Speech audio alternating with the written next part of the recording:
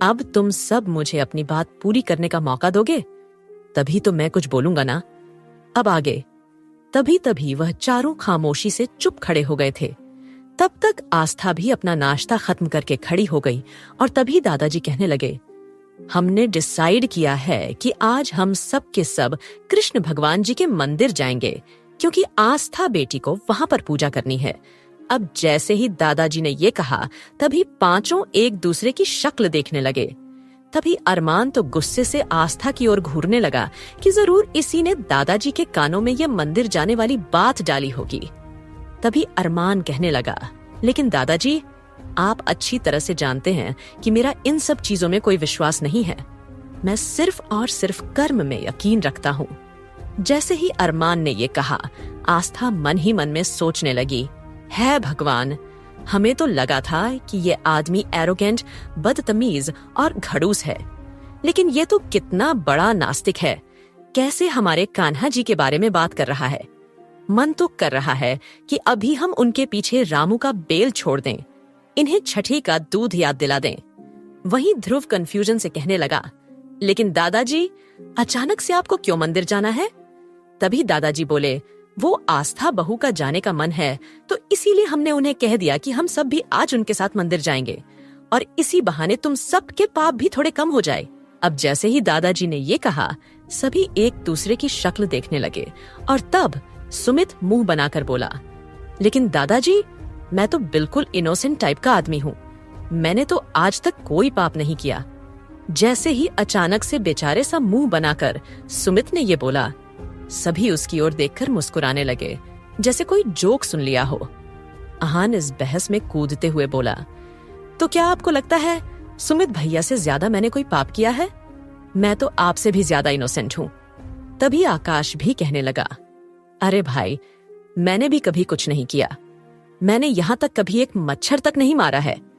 तब जैसे ही आकाश ने ये कहा, ध्रुव को फ्लैशबैक याद आने लगा कि एक आदमी का सर पकड़कर उसके सर को आकाश ने गर्दन से पकड़कर कितनी बुरी तरह से दीवार पर मारा था, जब तक उस आदमी ने उसी के हाथों में दम नहीं तोड़ दिया था। फिर आकाश की ओर घूरते हुए सोचने लगा, देखो, यहाँ खड़ा होकर कितनी आसानी से सफेद झूठ बोल रहा है कि इसने एक मच्छर भी नहीं मारा है। अब वहीं ध्रुव के चेहरे के एक्सप्रेशन देखकर आकाश समझ चुका था कि ध्रुव क्या सोच रहा है। जल्दी से ध्रुव से नजरें चुराने लगा। तभी दादाजी कहने लगे, तुम सब अपनी फालतू की बकवास बंद करो। मैंने कह दिया ना कि आज कोई कहीं नहीं जाएगा, मतलब कहीं नहीं जाएगा। फटाफट से तैयार हो जाओ और आस्था बेटी, आप भी फटाफट से रेडी हो जाओ और मंदिर चलो। और हाँ, उसके बाद हम आपको शॉपिंग पर भी जाना है। अब जैसे ही दादाजी ने उन सब के सामने ये कहा कि आस्था को मंदिर और शॉपिंग पर ले जाना है, तो अरमान गुस्से से भर उठा और दांत पीसते हुए कहने लगा, दादाजी, आप इस लड़की की शॉपिंग के लिए मेरा करोड़ों का नुकसान करना चाहते हैं? एक काम कीजिए, ये कार्ड लीजिए। अब ये जितना मर्जी उतना शॉपिंग कर सकती है, और वैसे भी इन जैसी लड़कियों को पैसों के अलावा और चाहिए क्या? अरमान ने जैसे ही ये कहा, एक पल को सभी को सांप सूंघ गया था और इसी बीच आस्था की सिसकियों की आवाज उन सबके कानों में सुनाई देती है। अरमान की इस तरह की बातें आस्था के बर्दाश्त के बाहर हो गई थीं और वो ज्यादा टूट गई। वो सबके सामने अपने आंसू नहीं दिखाना चाहती थी, इसलिए आस्था रोते हुए तुरंत सीढ़ी से भागते हुए अपने कमरे में चली गई। वहीं आस्था को इस तरह से रोता हुआ देखकर दादाजी भड़क कर कहने लगे, तेरा दिमाग खराब हो गया है। क्या जरूरत थी बहू के बारे में इस तरह की बकवास बातें बोलने की? कहने को तो तू अपने आप को इतना ज्यादा होशियार और चालाक समझता है। तुझे क्या, इंसान की शक्ल सूरत देखकर तुझे इस बात का अंदाजा नहीं है कि वो लड़की ऐसी नहीं है? वो तो बहुत साफ दिल की, इनोसेंट और मासूम लड़की है। दादाजी गुस्से से अरमान को डांटने लगे, खबरदार, आज के बाद अगर तेरी वजह से उसकी आंखों में एक भी आंसू आया तो मुझसे बुरा कोई नहीं होगा। उन चारों को भी आस्था के लिए थोड़ा सा बुरा लग रहा था, लेकिन डेविल किंग के सामने उनकी हिम्मत नहीं थी कि वो उन्हें कुछ कह सके। ध्रुव दादाजी का गुस्सा कम करने के लिए कहने लगा, दादाजी, हम सब मंदिर जाएंगे। अगर आस्था भाभी चाहती है तो हम उन्हें मंदिर लेकर जरूर जाएंगे। ऐसा कहकर वो चारों अलग अलग कमरों में तैयार होने के लिए चले गए, क्योंकि वो सब अपने बिजनेस सूट में थे। वहीं अरमान दादाजी से फिर से कहने लगा, मुझे कहीं नहीं जाना है, मैं अपने ऑफिस जा रहा हूं।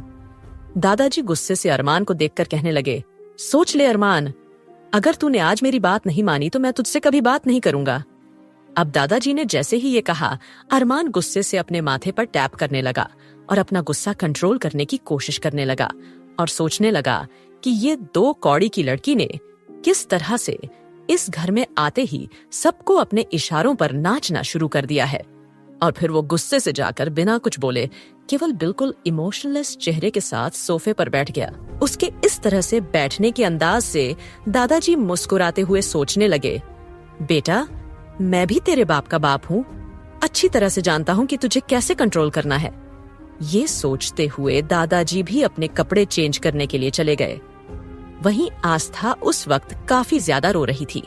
उसे ये तो यकीन ही नहीं हो रहा था कि उसके बारे में उसका खड़ूस पति ऐसी सोच रखता होगा। उसने सोचा था कि वो उससे गुस्सा होगा सिर्फ इसलिए क्योंकि प्रियंका की जगह उसकी शादी उसे हो गई थी, लेकिन उसने नहीं सोचा था कि अरमान उसके साथ सबके सामने इस तरह का बर्ताव करेगा। थोड़ी ही देर बाद उसके दरवाजे पर दस्तक हुई। आस्था ने जैसे ही दरवाजे की ओर देखा, वो हैरान हो गई। दरवाजे पर आहान खड़ा हुआ था और समझाने के लिए कहने लगा, भाभी प्लीज आप बिल्कुल मत रोइए। मैं जानता हूं कि भाई की बात इस वक्त आपको बहुत ज्यादा बुरी लगी है, लेकिन मेरा यकीन करें भाभी, मेरे भाई दिल के बहुत अच्छे हैं और जैसे जैसे आप उन्हें समझेंगी तब आपको भी उनकी अच्छाई पर भरोसा हो जाएगा। आहान की बात सुनकर आस्था का दिल तो कर रहा था कि अरमान को इतनी गालियां दे कि उसके कानों से खून निकलना शुरू हो जाए, लेकिन फिर खुद पर कंट्रोल करते हुए कहने लगी, आहान जी, आपने बताया नहीं आप यहाँ क्यों आए हैं। तब आहान सर पर हाथ रखते हुए कहने लगा, ओह ये भाभी, मैं तो भूल ही गया, वो दादाजी आपको बुला रहे हैं, मंदिर जाने के लिए हम सब गाड़ी में आपका इंतजार कर रहे हैं।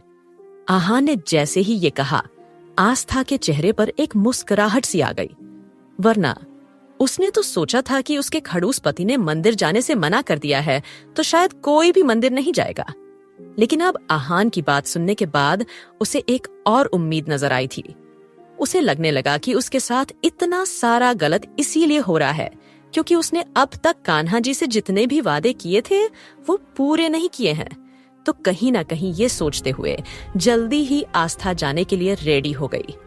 जब वो बाहर आई, 2 गाड़ियों में उसे आकाश और सुमित और 2 गाड़ी में ध्रुव और आहान दिखाई दिए और एक गाड़ी में दादाजी बैठे हुए थे और एक गाड़ी में उसे अरमान सिंघानिया दिखाई दिया। अब तो आस्था की हालत खराब होने लगी। उसे समझ में नहीं आया कि वो अब क्या करें और वो कौन सी गाड़ी में बैठे और बाकी की एक्स्ट्रा गाड़ियों में कितने सारे गार्ड्स भरे हुए थे। आस्था सोचने लगी कि ये लोग मंदिर जा रहे हैं या कहीं जंग लड़ने जा रहे हैं। इतने सारे आदमियों को लेकर मंदिर कौन जाता होगा भला? मंदिर में इतने सारे सिक्योरिटी गार्ड की क्या जरूरत है? लेकिन आस्था ये बात मन में ही बोल सकती थी, उनके मुंह पर बोलने की उसमें हिम्मत नहीं थी। आस्था ने ज्यादा ना सोचते हुए दादाजी की गाड़ी का दरवाजा खोल दिया और मुस्कुराते हुए उनके पास जाकर बैठ गई। वहीं अरमान ने एक नजर भी आस्था की ओर नहीं देखा क्योंकि कहीं ना कहीं आस्था का इस तरह से उसे इग्नोर करके दादाजी के साथ बैठना उसे अंदर तक तपा तो गया था, लेकिन उसने ये बात अपने चेहरे पर जाहिर नहीं होने दी। जल्द ही गाड़ियों का काफिला मंदिर की ओर रवाना हो चुका था। आज के लिए इतना ही सुनते रहिए दोस्तों पॉकेट FM